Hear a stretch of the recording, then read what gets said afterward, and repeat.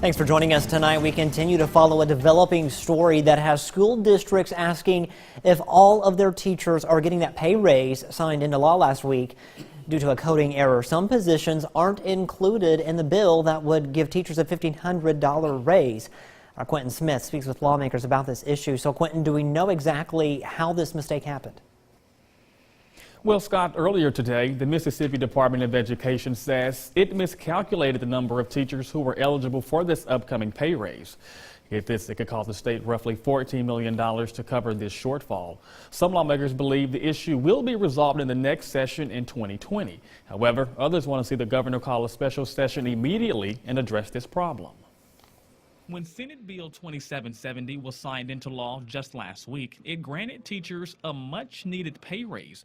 However, come to find out, special education, gifted, and career technical teachers were all excluded from the language. This tells me that leadership did not do their due diligence in making sure that every teacher in the state of Mississippi got paid. If we stayed a little longer, we could have got this right. I think it's imperative that we do it now with the special session, and that we get it right for all of Mississippi teachers. It's unfortunate that we make any mistakes, but even with all the checkers we've got and the accountants and the other people trying to run those numbers in the hustle and bustle of trying to finish up a session, you're going to make a few mistakes. But this is not uncommon. State leaders haven't said how they plan to fix this issue. District 37 Representative Gary Chisholm says, in the grand scheme of things, the mistake is only a small matter, and it'll be addressed in the appropriations bill during the next legislative session. Your school district is going to continue to pay you, and so don't be alarmed. We're going to take care of it 1st of January. Chisholm says school districts can use money from their reserves to pay the teachers who were left out of the language. He also adds those school districts will be reimbursed. They get money each month from the Department of Education. If need be, the Department of Education can send extra money up there to them so that they can pay those school teachers if they didn't have the money in reserve themselves. This is a reflection of poor leadership. Ladies and gentlemen, this is your opportunity to show your dismay with the ballot box. District 38 Representative Sheck Taylor says he fears this type of incident will cause some teachers to consider looking out of state to continue teaching. He also says this matter is too important to hold off until January. Instead, he wants to see something done about this issue right away. Whether there are special hearings called from the Department of Education to find out where the mishap happened, and why the code sections are not in there, whether we need to talk to the governor or lieutenant governor, whatever we need to do, it needs to happen now. Now, the Department of Education says they're working with lawmakers to resolve this issue. They also say they are committed to making sure all teachers receive those pay raises this upcoming school year. Scott? All right, thank you very much, Quentin. Well, several area churches combine their Wednesday night services to pray for educators. Agape Ministries hosted a community-wide worship service at the Saltillo Community Center. Members of different churches prayed for teachers, faculty, and staff in Lee County schools and others across the region. Organizers say it's important to show support for educators. Everybody in here at one time had a teacher, and many times they have to be a mentor, they have to be a friend, confidant, sometimes a nurse, and whatever the case might be. And many times they step in, they fall in different roles there. And we just wanted them to know tonight, right here in Saltillo, that how proud we are of our teachers. Organizers say that the service is also a great way to remind people of the upcoming National Day of Prayer. Could hemp farming, that is, be a new cash crop for the Magnolia State? The legislature created a task force to look at the potential pros and cons. Now, it's important to note that while hemp is similar to marijuana, it does not contain the chemical that makes people high. Courtney Ann Jackson has the new information on the task force. There are states growing hemp now. They're able to do that because of the 2014 Farm Bill that allowed for pilot programs. Last year, the Farm Bill legalized cultivation of industrial hemp in all 50 states. But the regulations aren't complete yet. And Mississippi Farm Bureau Federation's president says there's a lot left to figure out. Is it going to be something that we can grow? Is it going to be profitable when all 50 states in the U.S. starts growing a crop like this? there's going to be a lot on the market. The legislature didn't dive into giving the green light to the crop, but rather ordered a task force that will be chaired by the Commissioner of Agriculture and Commerce, Andy Gibson. It's still a young industry, and a lot of people have lost a lot of money. There'll be some who will make a lot of money, and we just want to be very thoughtful and well balanced as we approach this in the task force. There are several variables the task force will consider. We have a diversity of soils and temperature that we probably can do that here. I've heard that it's probably a crop that is more drought tolerant. We get a lot of rain here, so that may be an issue. Another consideration is for law enforcement. How do we tell if the sheriff's deputy's out in the field somewhere looking, how do we know this is hemp versus marijuana? You can't tell unless you actually conduct a study on it. And finally, if hemp crops aren't grown in exact conditions, they can end up with more THC, the property that makes people high, than the legal limit. The research work already being done at Ole Miss will be examined as the task force looks at potential impacts and uses. Gibson says the earliest a crop could potentially be planted in Mississippi is 2020. Courtney Ann Jackson, WCBI News. Time now to toss things over to Chief Meteorologist Keith Gibson to get a first look at our forecast. Hey there, Keith. It's kind of nice and mild out there this evening, upper 60s to around 70. All quiet in general across our region on our Wednesday evening. There has been a little bit of shower activity trying to move on through some of those clouds, with the big rain and storms down to our west and southwest. That activity, though, is coming our way later tonight. Some of it could slip on into our western counties by sunrise and then spread across the area as the morning goes on. So we will carry over a chance for showers and storms on Thursday. A little bit cooler into the 70s. Your full forecast in just a few minutes. New tonight, the Chickasaw County Sheriff's Department is investigating a fatal accident. The crash happened just after 3 this afternoon on County Road 405, also known as Thorn Road in Houston. Investigators say the vehicle overturned. One person inside died from injuries sustained in that crash. The victim's name is not yet being released. Several people are injured after a SUV crashes into a fence surrounding MUW. The accident happened at the intersection of 15th Street South and Bell Avenue this afternoon. There was heavy damage to the front of the GMC Envoy, which was the only vehicle involved in that crash. At least 3 people were taken to the hospital with what appeared to be non-life-threatening injuries. Columbus police are investigating that accident. A Boonville woman is accused of taking thousands of dollars from a utility company. 54-year-old Janet Patton is charged with embezzlement. Patton allegedly took over $40,000 from New Candle Water Association in Prentiss County. Her bond is set at $50,000. Aberdeen is kicking off its Adopt a Cop program. As our Jory Talley reports, it not only helps you get to know the officers in blue, but it helps get them the equipment they need. The city of Aberdeen has come up with a unique way to raise money to better equip its police officers and build relationships between those officers and their community. It's called Adopt a Cop, and it all starts with this $15 t-shirt. If they live within the city limits, they will deliver them to the address, because it also helps the citizens to see the police officers in their area and something that's not when on emergency call or something like that. So they're getting to be real personable with our officers. Businesses and residents can join the program, and when they do, they're given a picture of the officer they adopt to hang in their windows and show their support. Their support can also help protect officers. Bulletproof vests, they're on average about $600 a piece. They're only good for 5 years, so we're trying to get new bulletproof vests and some new equipment, body cameras for our police officers. So it's also a good way to get equipment, do a fundraiser, and for our citizens to meet our police officers. And a good way for the police officers to meet the people they serve and protect under pleasant circumstances. Sometimes the officer feel as if, they're the bad guy, and when you have a business that's supporting the officers, it just makes them more comfortable in doing their job, and it makes it more visual for the officer and the community to work together, because now you have a different sense of opinion about how the officer feel and how the community feel, and business owners. It means a lot, because with all the media and everything, you just don't know who's behind you and who's not. So to know that someone's adopted you personally and is giving towards the cause, it's kind of a boost and encouragement, on our side. There are 16 officers, including Chief Henry Randall in the Aberdeen Police Department. 10 of them have been with the department for 2 years or less. Officer Brandy Sane is one of them.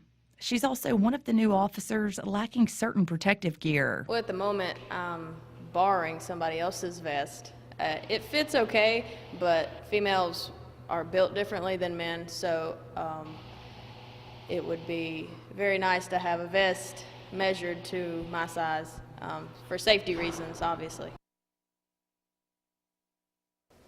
Chief Randall and Benson say the goal is to get every cop adopted. For more information on how to adopt a cop, visit our website, WCBI.com. Live view in Starkville right now. A little bit of traffic moving on through. We do have some wet weather possible in Starkville tomorrow, but don't forget we're programming weather radios 4:30 to 6:30 in the afternoon at Kroger. Your forecast is next. A First Alert AccuWeather forecast with Chief Meteorologist Keith Gibson.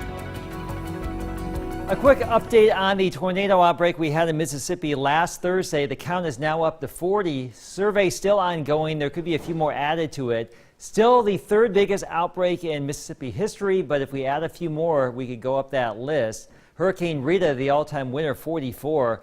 We don't want to go higher than that, but I tell you, it was a prolific outbreak with those spin-up tornadoes last Thursday. Today, Columbus, Tupelo, Vernon, Louisville, there's our Off Insurance Camera Network. A pretty nice sunset with those incoming clouds. A little band of showers moving across northwest Mississippi right now. A lot of that moisture probably staying in the clouds, but the rain is reaching the ground here in Texas, and these clusters of storms are headed our way later tonight. So Futurecast is doing an okay job on the overall situation. It takes this complex of storms and showers through our area tomorrow morning, a good chunk of it through our area tomorrow morning. There may be some gusty wind in this, some thunder and lightning. The overall severe weather threat this far north on the low end of the spectrum here. And then we may see some pop-up showers and storms as we go throughout the course of the afternoon and early evening. The rain should go away tomorrow night, and the clouds will clear out early Friday. So by Friday mid-morning, we should be home free, and that will set us up for a good end to the work week. Now, the best chance for more widespread and stronger storms along and south of I-20 tomorrow, but notice this green sneaking back north into our region, so we can't rule out some gusty storms, especially during the first part of the day as that stuff comes on in later tonight. So join Alex tomorrow morning on Sunrise right here for the latest, as we'll have a better picture on the situation, and we may see some heavy rain around the region as well. Your Thursday planner shows showers and storms in the morning, also on a scattered basis during the course of the afternoon. High temperatures should be somewhere in the 70s, winds from the south and southeast at about 10 to 15 miles per hour. So today we got up to about 83 in Tupelo and Columbus, probably about 10 degrees cooler tomorrow with the threat of rain and the showers and storms here in the region. Here's your AccuWeather 7-day forecast. We're looking pretty good Friday, still in the 70s, around 80, partly cloudy on Saturday, 79, a chance for a few showers, maybe a storm Sunday. Moisture looks pretty limited. That front will come on in, stall, and go back north, it looks like, and that means we're back into the mid to possibly upper 80s for Monday, Tuesday, and Wednesday. Here's your forecast. More of the show is coming up. Welcome back, everyone. April is National Donate Life Month, and as we learn in tonight's Health Talk with Baptist, it's never too late to give the gift of life.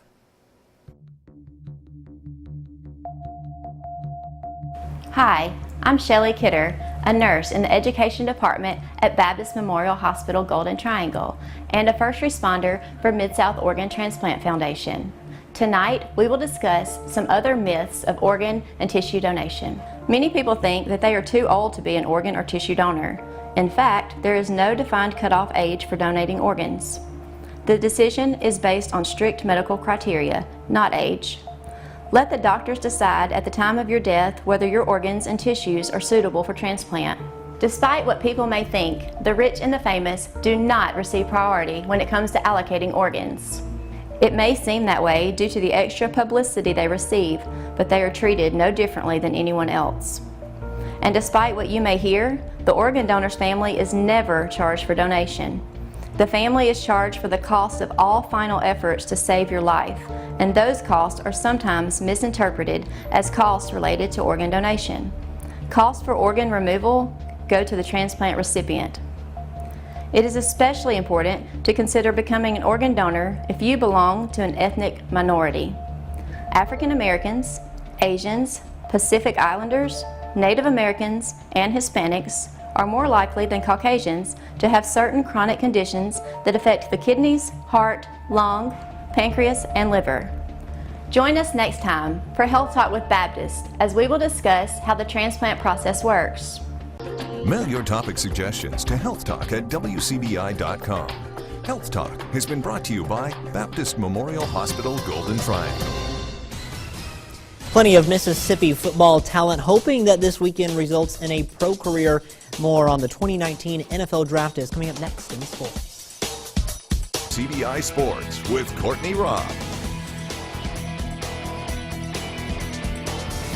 Thursday marks the beginning of the 2019 NFL Draft. Lots of Magnolia State talent hoping to make runs at professional careers. Both Mississippi State and Ole Miss are no strangers to draft selections this year. No exception to that, with 5 players from the state with high enough ranks to go in the first round. The biggest contenders, State's edge Montez Sweat, defensive lineman Jeffrey Simmons, and Ole Miss wide receiver DK Metcalf. Also getting in the mix there, the Rebels wide receiver A.J. Brown, along with state safety Jonathan Abram, and even more projected as potential second-round picks. But in terms of the first round, here's everything that you need to know before tomorrow. Again, the first round begins tomorrow. Some players opting to stay local to learn their fates, while Montez Sweat and DK Metcalf chose to attend in Nashville, Tennessee. Metcalf not mentioning any specific teams, saying he's open to all in the league.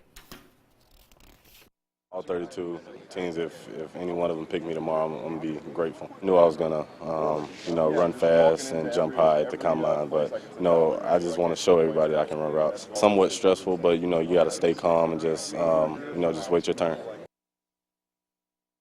Sadness sweeps over the city of Oxford as Ole Miss loses not only a member of the Rebel family, but a legend of Ole Miss men's basketball. Former All-American Johnny Newman passes away after a long battle with illness at the age of 68.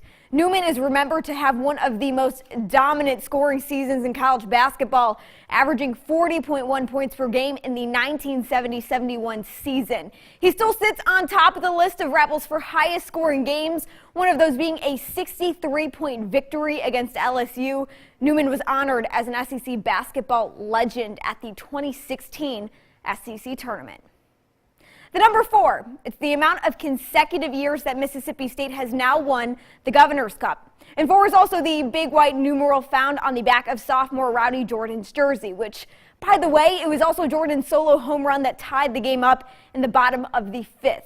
And as special as the number 4 became in this 2019 rivalry game, it was the number 17, sophomore Justin Foskew's 2 RBI double down the right field line that sparked life for the Diamond Dogs offense. It allowed State to pull away and go on to get the 8-1 win, and Foskew undoubtedly earning MVP honors because of it. With a series loss to Arkansas hanging over the team, and with Georgia on the horizon in Starkville this weekend, that win over Ole Miss is exactly what the Bulldogs needed in a tough midweek matchup.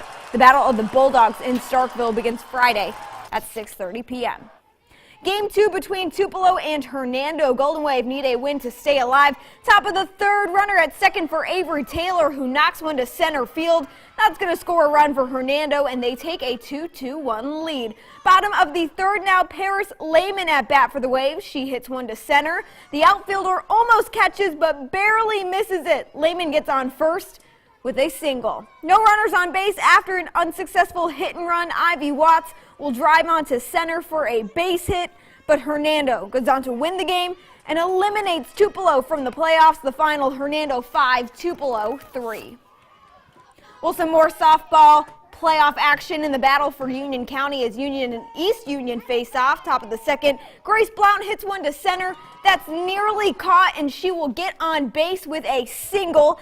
That same inning, 2 outs, Britley Cleveland at bat, and the ball gets by the catcher. Union will wave around the runner, and she'll be called safe at first, giving them a run. Bottom of the 3rd, Emily Coggin at bat, and she lines one down the line into left. That will be a single.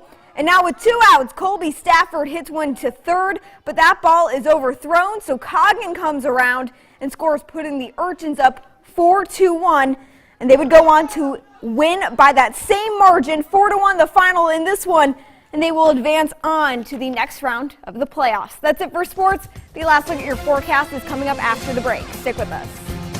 All right, here's our 7-day forecast. We do have some rain and storms possible tomorrow. We're in the 70s. We'll clear that just about tomorrow night, Scott. So Friday, looking pretty good, TGIF there. Saturday, as we start the weekend, a great day for us.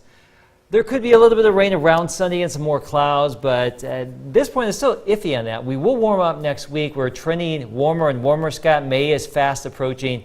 It's just a matter of time before you see a 9 as the first digit. Ooh, you know, my Not mom, yet, though. she lives over in Oklahoma City, and she was talking about how cloudy it was today, and I think the last couple of days, and I've been bragging about the weather here Today in was Mississippi. great. I told her I was out by the pool, I think it was yesterday. She's jealous. She's super jealous. They'll warm up eventually. Yeah, they'll do. Thanks for watching. We'll see you tomorrow.